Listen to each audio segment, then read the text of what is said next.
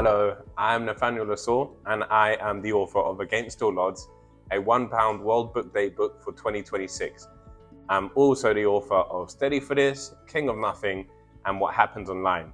And they are teen books that are hopefully funny, and they discuss empathy and kindness, and that's hopefully the common thread running through them, is that you are entertained and the reader also is shown a bit of kindness.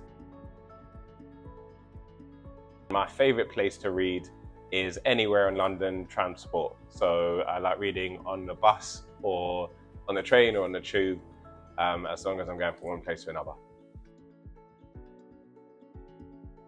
And my top tip for reading is to persevere. So I had quite a low reading age when I was younger, and now I write books for a living. And so the more you practice, the better you'll get.